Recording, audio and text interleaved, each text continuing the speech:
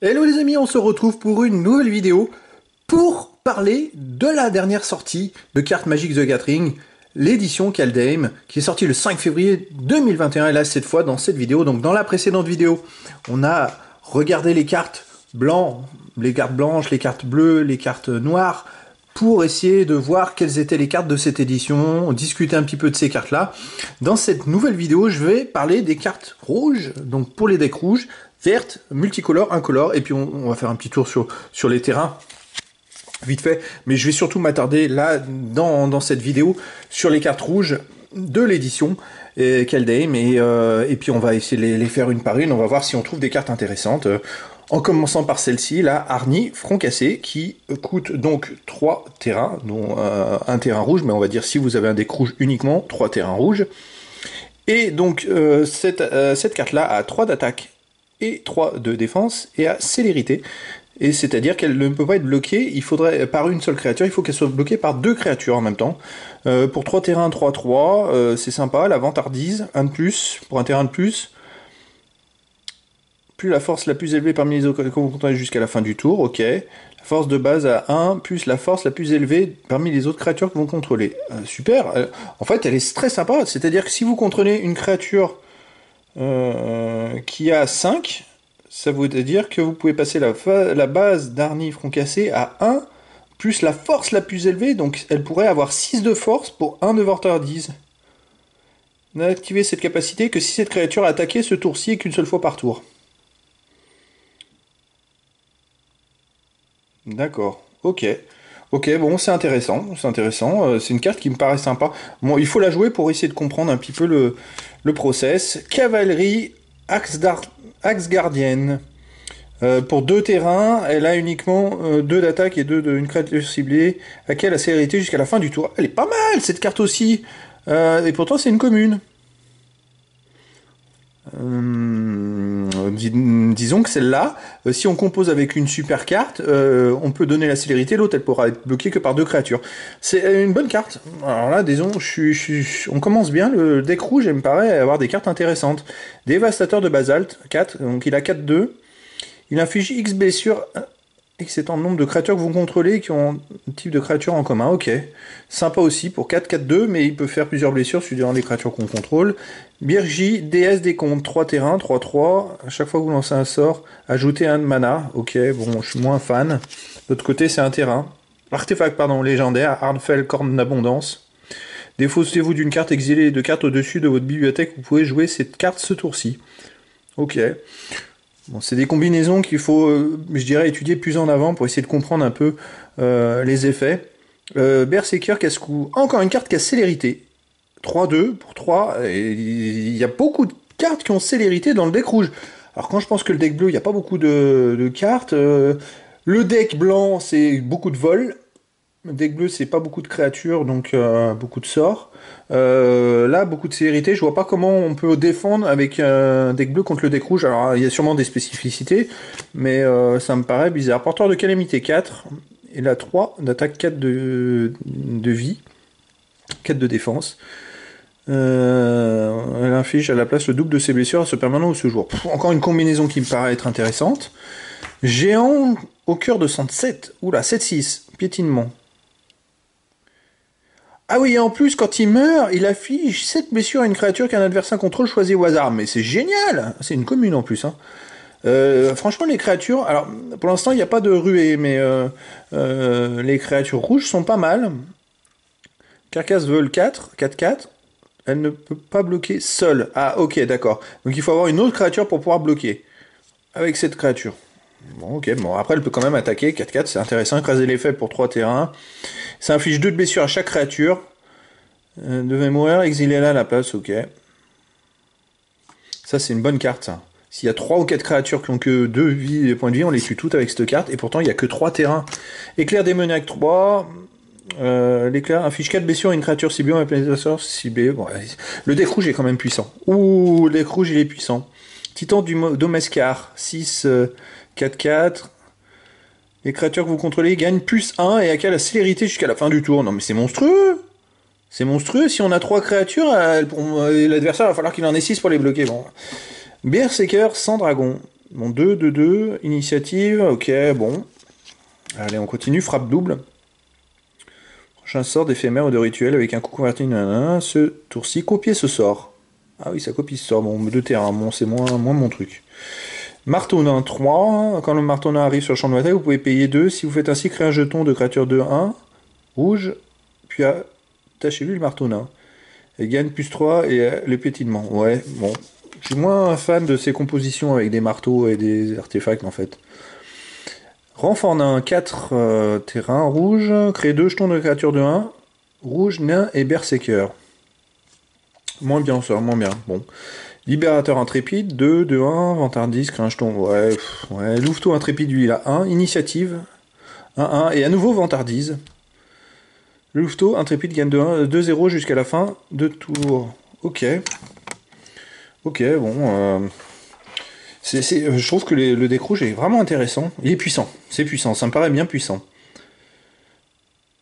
Mais surtout, il va être compliqué à défendre en fait. Alors, pillard hystérique. Il a deux terrains rouges, 2-2. À chaque fois que vous activez une capacité de vantardise, mettez un marqueur 1-1. En plus, oh, les combinaisons sont intéressantes. Morsure de gel. Ça inflige 2 blessures à une créature ciblée un Planeswalker pour un terrain uniquement. Ici, vous comptez 3 permanents des jeux. Ok. Pour un terrain, il affiche 2 blessures. Ok. Dragon d'Orpon. Donc lui, il a 5. C'est une mythique. Il a vol et célérité 4-4. Waouh, super. Ça, c'est une bonne carte aussi. Vol et célérité en même temps. Alors, pour être bloqué, chapeau. Il va falloir mettre des créatures blanches pour le deck blanc. Il peut avec plein de créatures vol. Full de AJ. 5. 5-4. Ok, super. Pillard de Limerstrom, il a 2-2-1. Sur le bataille, vous pouvez vous défausser d'une carte. Moi, j'aime bien le deck rouge, il est sympa quand même. Hein. Magda hors la loi intrépide. 2-1 pour 2 terrains. Les autres nains que vous contrôlez gagnent plus 1 d'attaque et 0. À chaque fois qu'un nain que vous contrôlez devient engagé, créez un jeton trésor. C'est pas mal ça, c'est pas mal.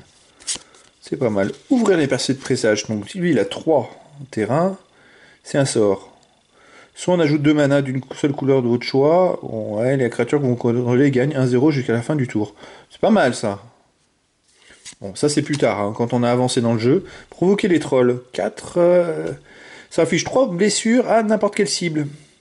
Si cette créature subit des blessures de cette manière, elle gagne 5-0. Il y a peu de chances qu'elle subisse des blessures de cette manière. Ok, porteur de séisme, donc ça c'est une mythique. 5. Votre adversaire ne peut pas gagner de points de vie. Il inflige 2 blessures à chaque adversaire au début de l'entretien. Il a 5-4 et 5-5-4. Oh, super cette carte.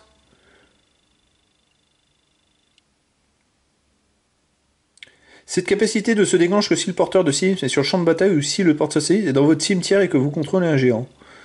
Ok. Équipage téméraire. Alors lui il a 4 terrains rouges. C'est une rare. Créez X jetons de créatures de 1. X étant le nombre de véhicules que vous contrôlez. Ouais bon, bof. Ça va. Folie furieuse. Lui 2. Une créature attaquante ciblée gagne 3-3 et acquiert le piétinement jusqu'à la fin du tour. Bon là c'est une créature... Ouais ok, une fois mais après elle les a plus après. Donc c'est pas terrible. Rune de vitesse, si on veut des parties longues où on va dominer, ça va être compliqué ce type de carte. C'est plus des parties avec ruée, des parties courtes avec ruée qu'il faut jouer ce type de carte. Rune de vitesse, donc elle a 2 terrains. Quand elle arrive sur le champ de bataille, piochez une carte. Ouais, bof. S'emparer du butin 3, en tant que coup, vous pouvez lancer ce sort, défaussez-vous. Ouais, piochez 2 cartes. Bon, faire de traîtrise à 3. Ah, acquérez le contrôle d'une créature ciblée jusqu'à la fin du tour. C'est-à-dire qu'on peut prendre une créature adverse, et on peut attaquer avec pour détruire une autre créature adverse. Ouais, donc il faudra l'utiliser pour détruire une autre créature. Ça peut être intéressant. Succès retentissant 4, détruisez un artefact ciblé ou un terrain ciblé. Ok. Écrabouillé pour 5, ce sort retourne si vous contrôlez un géant. Et ça affiche 6 blessures à une créature pour 5. Oh, ouais. Vaut mieux mettre des créatures qui après peuvent jouer plusieurs tours de suite. Tromperie selon Tibalt.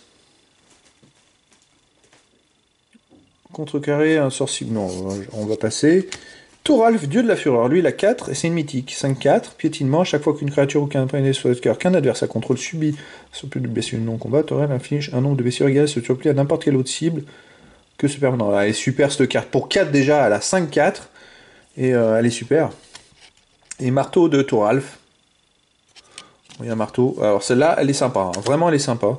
Homme du persécuteur. C'est une créature qui gagne 1-1. Bon, elle a que 1, mais bon. Ouais, bref. Fumerole de la toundra. 3 terrains rouges. Rituel neigeux. Ça inflige 4 blessures à une créature ciblée. Walker. Ok. 3. Marche-feu, Tuskeri. 3. Elle a 3-2. Vantardise, exiler la carte du sud de votre bibliothèque. Bon, à voir. Et voleur de caveau, qui a 2 terrains, qui vaut 1-3. Et pour un terrain, exiler une carte de créature depuis votre cimetière, créer un jeton trésor. Ok. Ok.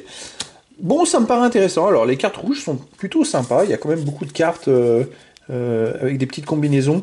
J'ai pas vu trop de cartes avec ruée.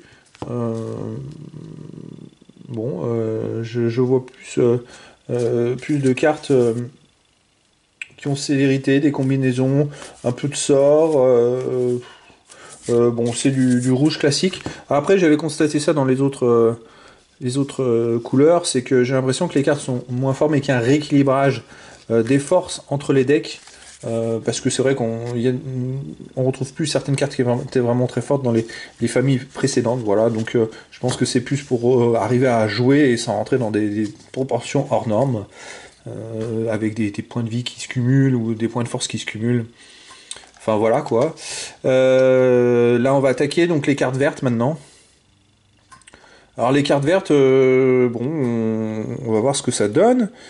Pour 2 terrains verts, enchanté, la créature enchantée gagne 2-2. Et à la portée, il y a tous les types de créatures. Ok, donc là, par contre, elle gagne les 2-2, mais c'est définitif. Contrairement dans le deck rouge où la carte, elle gagnait une fois puis, pour un tour. Voilà. Mammouth de bataille, donc c'est une mythique. Elle a piétinement et 6-5 pour 5 terrains, c'est pas mal. Ok. Puis après, il y a d'autres capacités à l'intérieur. Bénédiction de gel 4. Distribuez X marqueur 1 entre n'importe quel nombre de créatures que vous contrôlez. Pour lancer ce sort. Ok. Bon, c'est plutôt sympa. Combat dans le blizzard. Pour 1, choisissez une créature ciblée que vous contrôlez, une créature ciblée que vous ne contrôlez pas. Si vous contrôlez au moins 3 permanents, neigeux, la créature que vous contrôlez gagne un 0. Et à quel indestructible. Bon, ouais, je suis pas sûr que je l'utilisera même pour un. Cavalière boréale. 3 terrains verts. 3-2. Chaque fois que vous lancez un sort, ouais, ok, cette créature arrive sur le champ de bataille avec un marqueur 1. Ok, bon. Aile brisée, je sais pas si on fait beaucoup de sorts avec les decks verts. Hein. Aile brisée, donc 3 terrains, détruisez un artefact ciblé, un enchantement ciblé ou une créature avec le vol ciblé. Ah, ça c'est pas mal ça. Peut-être une créature avec le vol ciblé. Quand on joue contre le tech blanc, c'est plutôt intéressant cette carte, pour 3. Hein. Menteur, feuille ancêtre. Quand il arrive sur le champ de bataille, vous créez un jeton de créature 1-1 vert, elfe et guerrier. Donc il a 3-2 pour 4 terrains, plus un jeton 1-1. Arc elfe, quand l'arc arrive sur le champ de bataille, vous pouvez payer 2. Si vous faites ainsi, créer un jeton 1-1. Puis ok, la créature gagne un 2. Ok, bon, pour 1. Ouais. Mais ça utilise une carte quand même. Maître de guerre elfe 2, c'est une rare qui a 2-2. Chaque fois qu'au moins un autre elfe arrive sur le champ de bataille sous votre contrôle, créez un jeton 1-1. Ah, c'est pas mal ça. Ok, et puis par contre là, pour 7 terrains, les elfes que vous contrôlez gagnent 2-2. Bon, ça c'est pas mal pour la fin. C'est pas mal pour la fin. Une verte, mythique alors. Essika, déesse de l'arbre. Alors, la vigilance, et ajoutez un mana de la couleur de votre choix, les autres créatures, ouais, pour 1-4, pour 3 terrains. Ouais, et là c'est le pont prismatique. Jusqu'à ce que révélez les cartes au début de votre entretien, révélez les cartes du dessus de votre bibliothèque jusqu'à ce que vous révéliez une carte de créature ou de Planeswalker, mettez cette carte sur le champ de bataille. Ça peut être intéressant. Ça peut être intéressant, ça dépend des autres cartes qu'on a dans le jeu, dans notre jeu. Alors, Chariot d'Essika, il a 4-4-4 aussi, et quand il arrive sur le champ de bataille, vous créez 2 jetons de créatures 2-2 chat vers chat.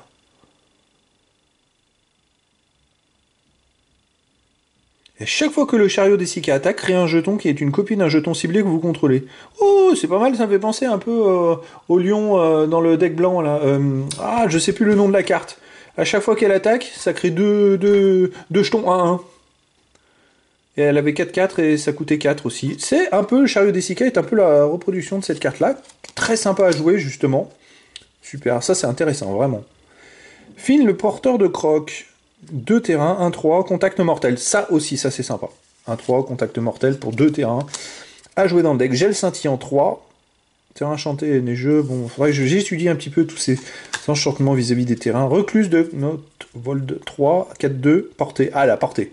Portée, je crois qu'on peut, avec la portée, on peut bloquer les créatures qu'on vole. Donc ça, c'est important. Pour 3, on a 4-2, mais contre le deck blanc, là, ça va être important.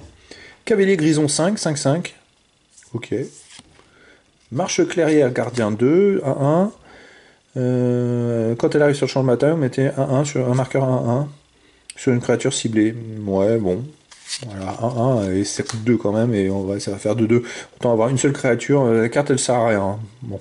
Chercheur d'horizon 3, 3-2. Vantardise, ok, bon. Avoir la combinaison Troll à peau de glace. 3. Elle a 2-3. Ok, et puis suivant, s'il y a des terrains neigeux, elle peut gagner 2-0, ok. À la recherche de la noblesse 2, c'est une rare. Au début de votre entretien, vous pouvez lancer un sort de permanent depuis votre main, avec un coût converti de mana égal à 1, puis le coût converti de mana le plus élevé parmi les autres permanents que vous contrôlez sans payer son coût de mana. Si vous ne le faites pas, regardez 1. Je pense pas que je la jouerai celle-là. Sentinelle de Jaspera, 1-1-2, portée. Ah, pas mal. Quand j'ai une créature dégagée que vous contrôlez, ajoutez un mana. Ok, ça peut être intéressant pour 1, surtout qu'elle a 1-2. Jorn, dieu de l'hiver, une rare. 3-3, chaque fois que Jorn attaque, dégagez chaque permanent des jeux que vous contrôlez. Ok. Et de l'autre côté, on a Kaldring, le bâton de givre. Donc là, vous pouvez jouer une artefact de permanent. Ok. Ok, ok.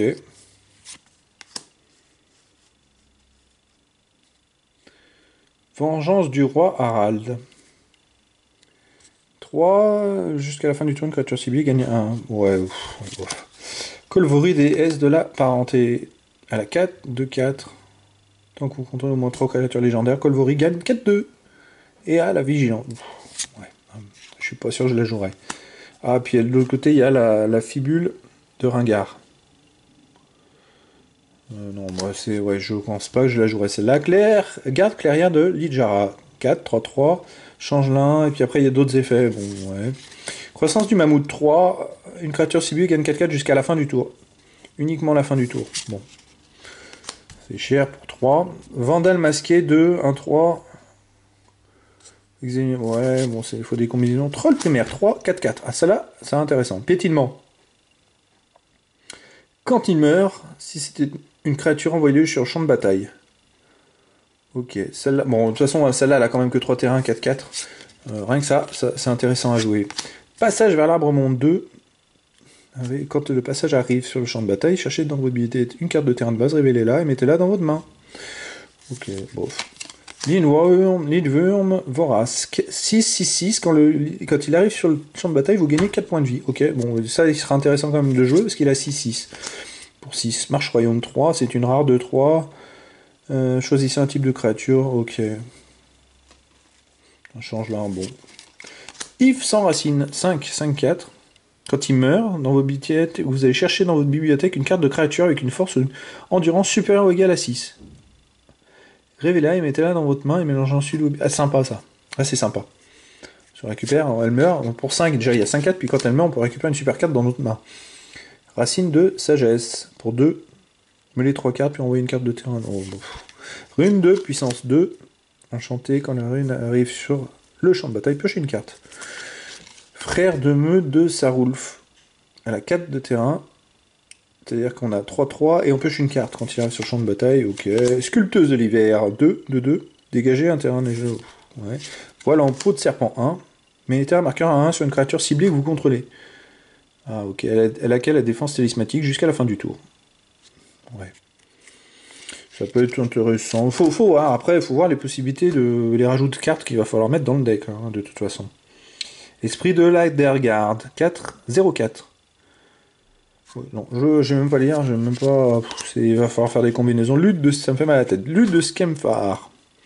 4, mettez un marqueur 1 sur une créature ciblée contrôlée. Ensuite, cette créature se bat contre. Jusqu'à une créature ciblée que vous ne contrôlez pas. Contre. Jusqu'à. Ouais, c'est pas très français tout ça. Toski, porteur de secret. Alors, ce sort ne peut pas être contrecarré, indestructible. Il attaque à chaque combat, si possible. Pour 4, il y a 1-1.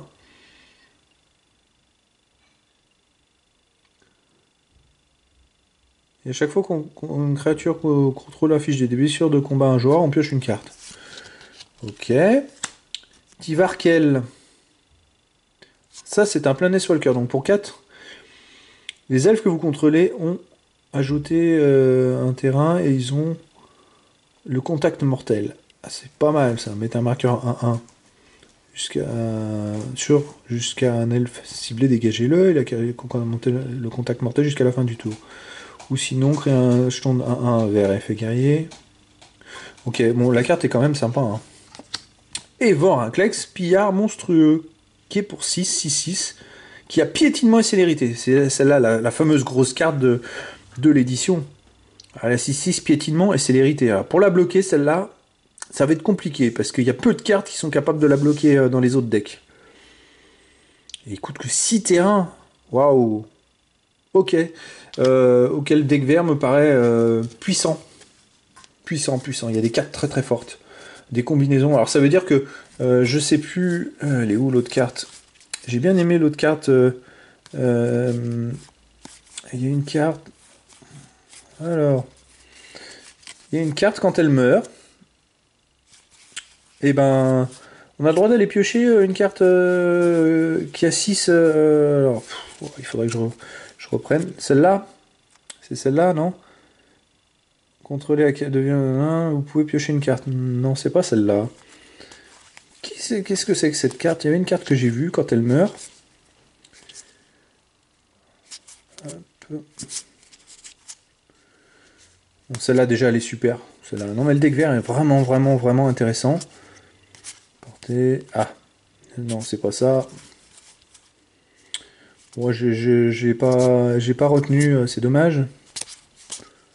3, non, c'est pas ça, c'est ça. Voilà. Quand le troll primaire il meurt. Alors déjà il coûte que 3. Il a 4-4.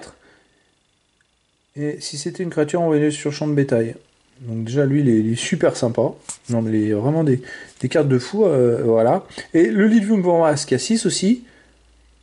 On gagne 4 points de vie. Il a 6. Putain, c'est super. Et voilà. Le Sylvain Yves sans racine qui a 5.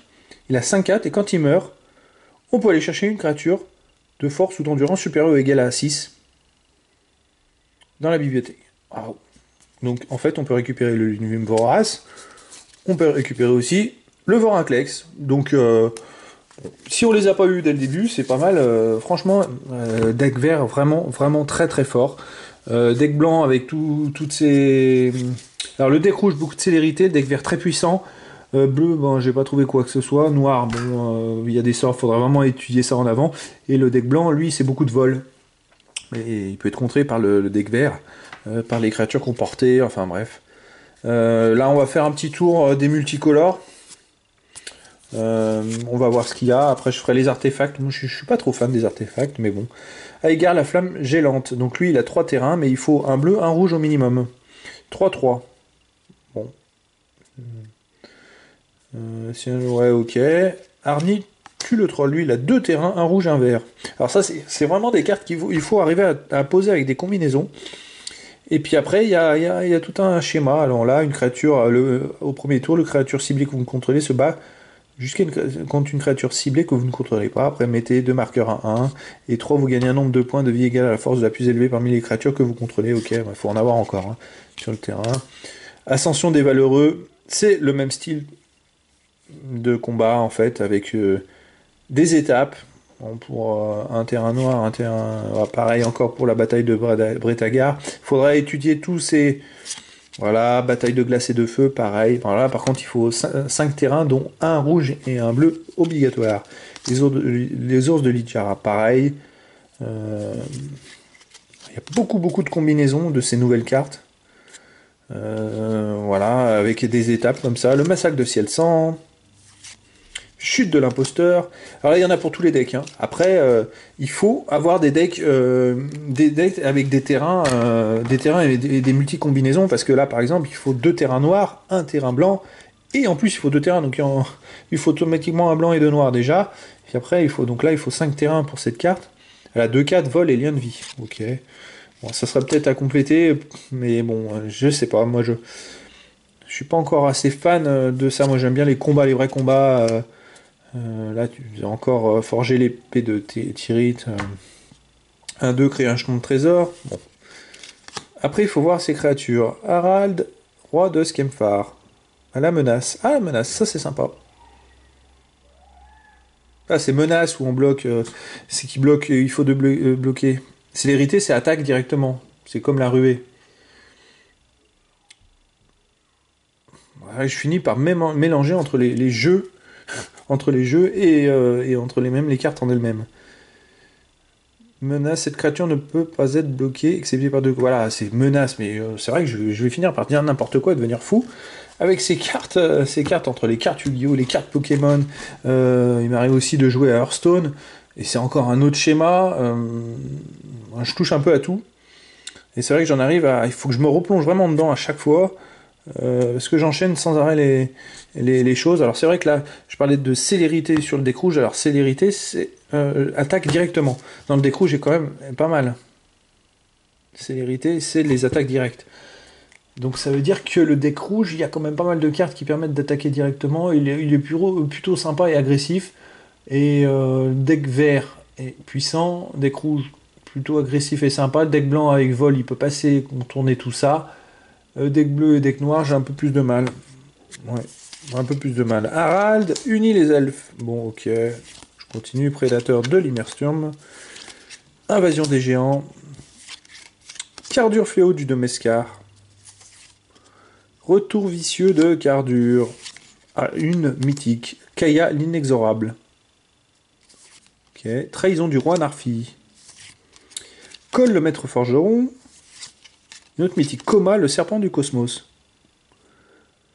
Ce sort ne peut pas être contrecarré. La 6-6 hein, quand même. Hein. Alors, par contre, il faut un nombre de terrains. Bon. Maja protectrice de Bretagar. Morite des Frimas. Narfi roi traître. Nico Harris, c'est une nouvelle mythique. Nico défie le destin. L'avertissement du corbeau. Sarulf dévoreur de royaume. Confrontation d'Escalde. Zvel la modeleuse de glace. Les trois saisons. Le vol du dieu décepteur. Vega le gardien. Éveil des trolls. Bon, je les ai toutes balayées vite fait comme ça. Toutes citées au moins, mais ouais, bon, s'il faut se pencher plus en avant sur la puissance ou pas de certaines cartes et de certaines combinaisons, je pense que les spécialistes, ils savent faire ça. Mais là, ça prend énormément de temps. Prétendant à la lignée. Créature artefact, ok. Charrue colossale. 6-3, waouh. Pour 2. Ça, elle est sympa, celle-là. Ok. Élixir du cosmos. Barque funéraire. 2 et 3-3, vigilance. Ok. Pioche de Vendor. Il y a quand même. Les deux, ils sont sympas. Vigilance en plus, celle-là. Ok. Chaque fois que. Bon, Nexus de Masque-Bois. Bûcher funéraire des héros. Carve des pillards. À 3, à 4-4. Il y a quand même des 2 ou 3 créatures qui sont quand même plus puissantes. Alors, effectivement, on peut peut-être composer le deck bleu avec des trucs un peu différents. Aile de corbeau avec des incolores. Anneau réplicateur. Couronne sortie des runes. Effigie du mépris. Pierre à rude érodée. Ok. Ok, il y a des cartes intéressantes pour compléter les decks. Bon, on va. Alors les terrains. Qu'est-ce que j'ai? Le passage de Thune Écorce. Ajouter un terrain. Dès qu'on l'engage en plus, ajouter. Ok. Ah, ok. Il est vert et bleu. On peut choisir en fait. On peut choisir. Donc c'est pas mal pour ceux qui veulent avoir des combinaisons multicolores. On a un terrain qui est vert ou bleu là, par exemple. Et on peut après choisir à chaque tour si on veut du vert ou du bleu. Ok. Pareil pour celui-là. Passage de marche-pèse. Bon, c'est des terrains qui ont deux capacités en fait. Passage de noir percé aussi. Donc pour les joueurs qui veulent jouer des multicolores, il faut mettre des terrains comme ça dans leur deck. Vous pourrez jouer avec celui-là du vert et du noir. Voilà, tout simplement. Sans visage, porte d'Istelf. Bon, je vais Passage de porte Cromlech aussi. Là, c'est du bleu ou du blanc. Ok. On va tout est fait justement pour les cartes multicolores. Donc, les amis, si vous voulez jouer des cartes multicolores, il faut avoir des terrains doubles comme ça. L'arbre monde. Engagé, ok. Bon, ça, c'est les terrains enneigés. Voilà, j'ai fait le tour. Après, on a les jetons aussi. On a quelques jetons ici. 2, 2, 2, 3, 5, 5, ce dragon. Faudrait voir avec quoi il est associé. Il a vol en plus. Waouh. Celui-là, la 4, les guerriers. Il a piétinement. Ok, bon, il y a des jetons intéressants. Et des emblèmes. Voilà, donc ben, j'ai fait un petit tour d'horizon au cours de ces 2 vidéos. J'ai sûrement dit encore beaucoup de bêtises, mais bon, en même temps, j'ai pu vous présenter toutes les cartes de cette nouvelle édition Kaldheim. Et survoler au moins la plupart des cartes en expliquant leur effet et en espérant avoir pu vous aider, en vous aiguillant. Après, j'ai pas la science infuse, je pense qu'il y a des spécialistes qui auront peut-être repéré certaines particularités intéressantes. Voilà, mais c'était bien que je puisse un peu vous faire part de cette nouvelle édition et de ces cartes-là. Il y a quand même des cartes que j'ai pu repérer qui sont sympas à jouer dans tous les decks. Moi, je pencherais plus pour les decks blancs, rouges et verts. Le bleu et le noir, j'aurais beaucoup plus de mal à les jouer. Le rouge est pas mal pour de l'agressivité. Le vert est plutôt puissant. Il y a des combinaisons puissantes. Il est intéressant. Et alors le bleu, c'est beaucoup des créatures vol. Il faut voir comment les composer, mais un peu pour contourner. Mais j'ai peur quand même que le blanc soit bloqué par les créatures vertes ou rouges qui seraient trop agressives en fait. Le blanc serait peut-être pas assez agressif et ça va se retrouver acculé. Donc il faut voir les combinaisons après. Après il y a sûrement certaines cartes à prendre pour son deck et pour compléter les decks bien sûr. Voilà, bah écoutez les amis, je vais m'arrêter là pour cette vidéo. Je pense que la prochaine, ça sera une ouverture des decks commandeurs de cette édition Kaldheim, parce que je les ai pas encore ouverts. Et puis voilà, je vous dis à très bientôt pour une nouvelle vidéo.